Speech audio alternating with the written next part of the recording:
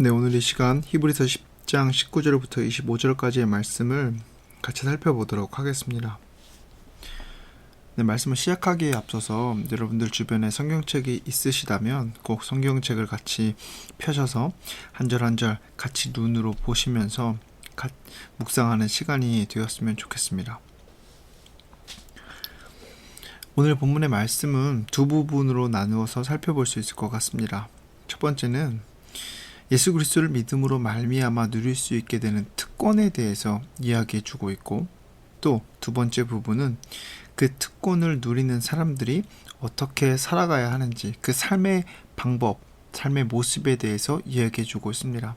미리 말씀을 드리면 그 삶의 모습은 우리 세 가지로 나누어서 살펴볼 수 있을 것 같습니다.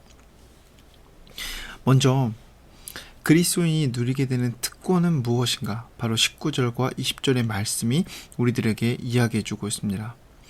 19절의 말씀을 보면 형제들아 라고 시작을 하면서 예수의 피를 힘입어 성소에 들어갈 담력을 얻었다 라고 얘기합니다. 자, 성소에 들어가는데 예수의 피로 말미암아 성소에 들어갈 수 있게 되었다고 합니다. 그리고 그 들어가는 담력을 얻게 되었다고 하는데, 여러분 이 부분을 이해하기 위해서는 먼저 성소에 대한 부분을 정리해야 할 것 같습니다. 여기서 말하는 성소는 지성소를 가리킵니다. 구약 성경으로 넘어가 보면 지성소는 대제사장이 1년에 딱 한 번 그곳에 들어갈 수 있었습니다. 왜냐하면 그 지성소라는 곳은 하나님과 만나는 곳이고, 다시 말해서 하나님 앞에 서는 거룩한 곳이기 때문에 그 누구도 들어갈 수 없었습니다. 오직 대제사장만이 1년에 한 번 들어갈 수 있는 특별한 곳이었습니다. 그런데 오늘 말씀을 다시 한번 보시기 바랍니다.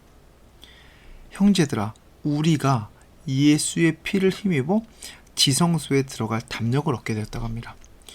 대제사장만 들어간다라고 얘기하고 있는 것이 아니라, 형제들아, 우리가 지성소에 들어갈 수 있게 되었다라고 얘기합니다. 그런데 그 들어가는 이유, 무엇으로 말미암아 그 지성소에 들어갈 수 있게 되었다라고 분명히 얘기합니까? 예수의 피를 힘입어 예수 그리스도로 말미암아 우리가 그 지성소에 들어갈 수 있게 되었다라고 말합니다.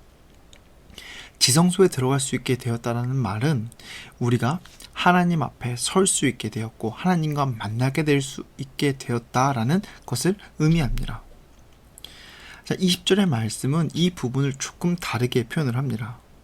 자, 길과 그리고 휘장 그리고 지성소라는 이미지를 가지고 다시 한번 20절에서 설명을 하고 있는데, 여러분 지성소는 들어가는 그 문과 같은 역할을 하는 것이 휘장이었습니다.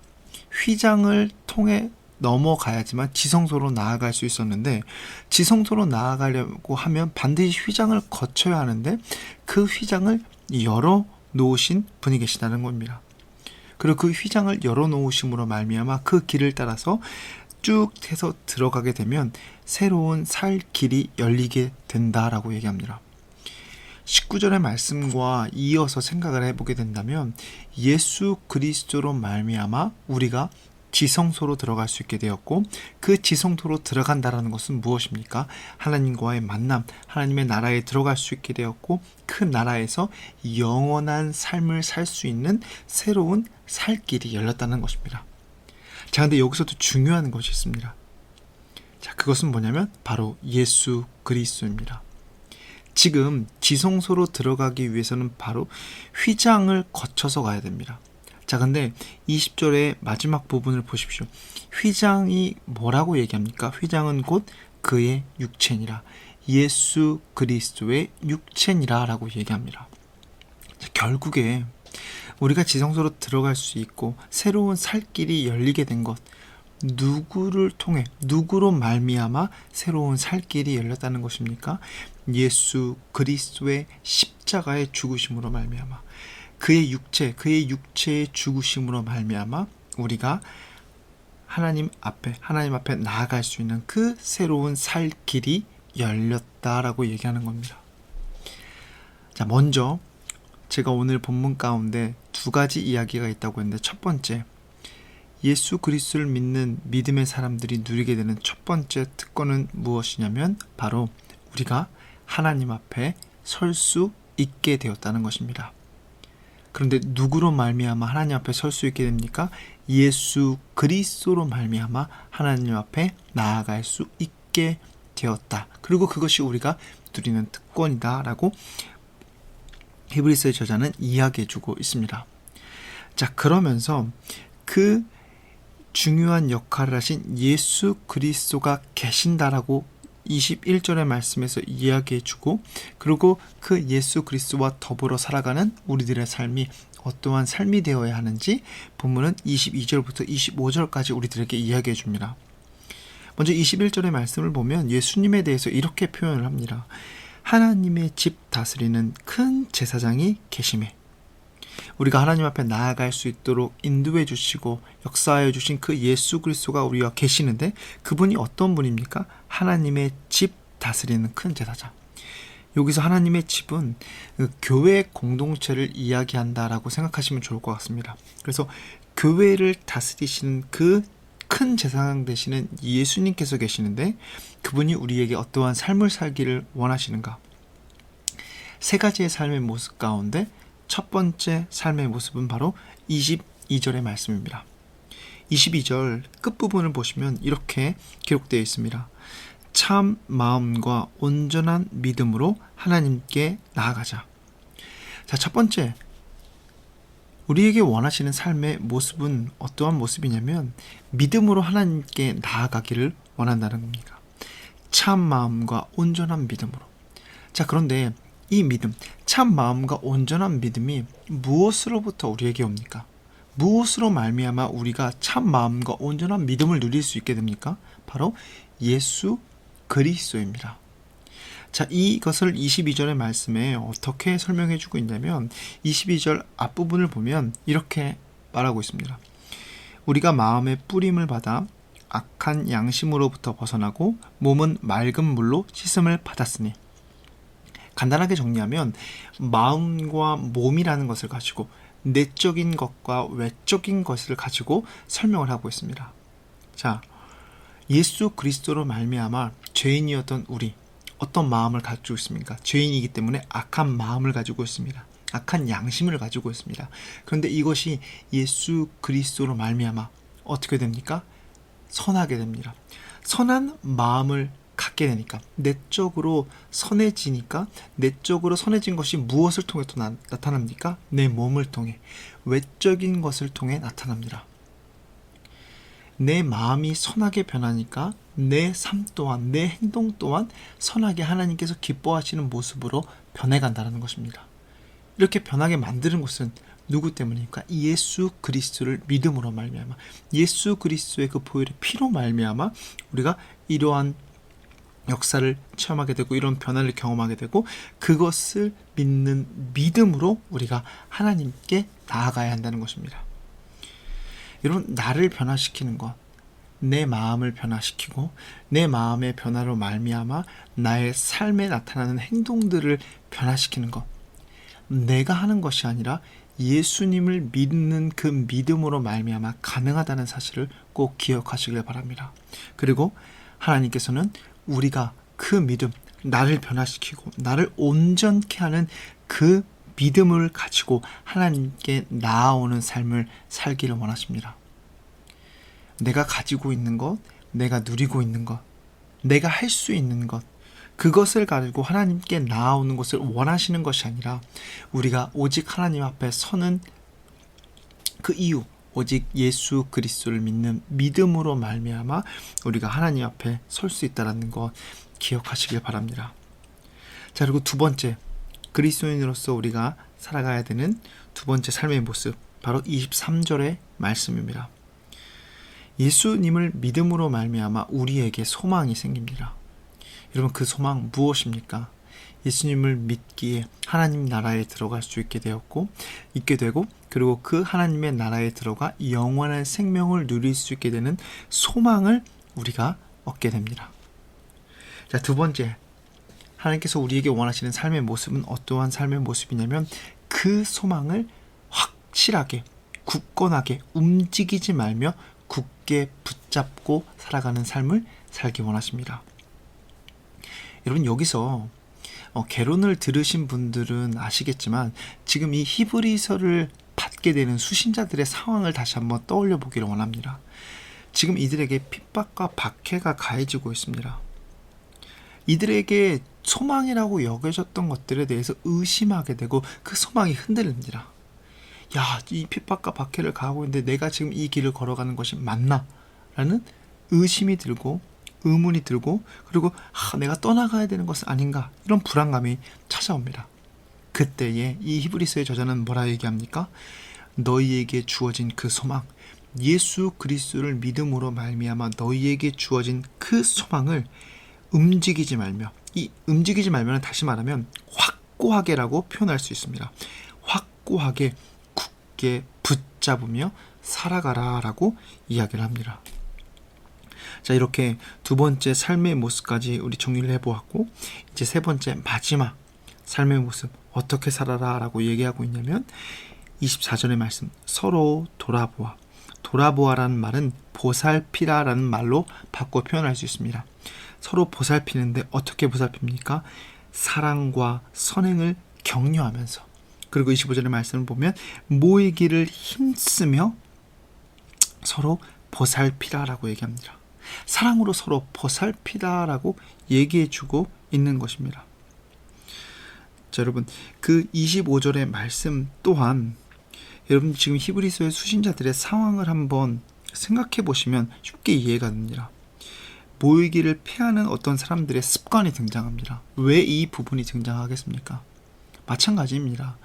핍박과 박해가 이들에게 계속 가해지니까 이들이 교회를 떠나기 시작합니다. 쉽게 얘기하면 이들이 모이는 이유는 무엇이겠습니까? 예배를 드리기 위해 대부분 모였을 것입니다. 그런데 그 모이기를 피한다는 것은 예배의 자리에 더 이상 나아오지 않는다는 것입니다. 왜? 내가 핍박과 박해를 당하고 있고 까딱하면 내가 잘못될 수 있을 것 같다는 위협이 찾아오기 때문입니다. 그런데 그런 상황에서 그런 습관과 같이 하지 말고 오직 권하여 그날이 가까움을, 여기서 말하는 그날은 예수님께서 이 땅에 다시 오시는 그 재림의 때를 가리킵니다. 그날이 가까움을 볼수록 더욱 모이기를 힘쓰고 서로 사랑과 선행으로 격려해야 한다, 돌보아 주어야 한다라고 이야기를 해주고 있습니다. 자, 우리 그리스도인으로서 살아가는 삶의 모습 세 가지 살펴보았습니다. 여기서 한번 정리를 하고 넘어가 보면 좋을 것 같습니다. 첫 번째, 믿음으로 하나님께 나아가라는 것입니다. 그리고 소망을 굳게 붙잡으라는 게 두 번째 삶의 모습이었습니다. 세 번째, 무엇입니까? 사랑과 선행으로 서로 돌아보고 모이기를 힘쓰다라는 것입니다. 여러분 중 눈치채신 분들도 계시겠지만 이 세 가지 삶의 모습 가운데 무엇이 나타납니까? 믿음과 소망과 사랑이 나타나고 있는 것을 볼 수가 있습니다. 자, 그래서 사실 오늘 이 제목을 정하면, 오늘 이 본문의 설교의 제목을 정하자 보면 믿음, 소망, 사랑의 삶 이렇게 정해보려고 했는데, 여러분 제가 오늘 여러분들에게 말씀드리고 싶은 것, 저와 여러분들의 삶 속에 오늘 이 말씀이 꼭 나타나길 원합니다. 가장 먼저 우리에게 특권이 있다는 사실을 꼭 잊지 않으시기를 바랍니다. 우리에게 특권은 바로 예수 그리스도를 믿음으로 말미암아 하나님께 나아갈 수 있는 특권이 우리에게 주어졌습니다. 자, 그리고 이 특권을 누리는 우리의 삶 속에는 오늘 본문의 말씀을 통해 살펴보면 세 가지 삶의 모습이 나타나야 합니다. 나를 변화시키는 것, 나의 내적인 모습, 그리고 나의 외적인 모습, 나의 온 인생을 바꾸고 변화시키는 그 믿음, 오직 예수 그리스도를 믿는 믿음으로 말미암아 찾아오는 그 믿음으로 말미암아 우리가 하나님께 나아가야 한다는 것입니다. 내가 가지고 있는 것, 내가 누리고 있는 것으로 하나님께 나아가려고 힘쓰는 것이 아니라 오직 믿음으로밖에 하나님 앞에 설 수 있음을 인정하며 그 믿음을 가지고 하나님 앞에 나아가기를 힘쓰는 삶이 하나님께서 우리에게 원하시는 첫 번째 삶의 모습입니다. 그리고 어떤 상황 속에서도 우리의 소망을 흔들림 없이 확고하게 붙들고 의지하며 살아가기를 원합니다. 여러분들 주변에 정말 갑작스럽게 죽음을 맞이하시는 분들도 계십니다. 뉴스를 보면 어린 나이에 정말 이해할 수 없고 정말 안타까운 사연으로 목숨을 잃는 아이들도 있습니다. 여러분, 우리도 그 상황에 언제 처하게 될지 아무도 모릅니다. 하지만 우리에게는 그 상황 속에서 소망이 있음을 꼭 기억해야 합니다. 비록 내가 지금 죽는다 할지라도 내가 예수 그리스도를 믿는 믿음을 가지고 있기에 하나님의 나라에 들어갈 수 있고 그 나라에서 영원한 생명을 누리며 살아갈 수 있다는 그 소망을 확고하게 붙들고 의지하며 살아가시길 바랍니다. 그리고 서로 사랑과 선행으로 보살피며 그리고 모이기를 힘쓰는 저와 여러분들이 되었으면 좋겠습니다. 특별히 오늘은 주일입니다. 여러분, 믿는 사람들이 오늘 함께 모여 예배를 드리는 날입니다.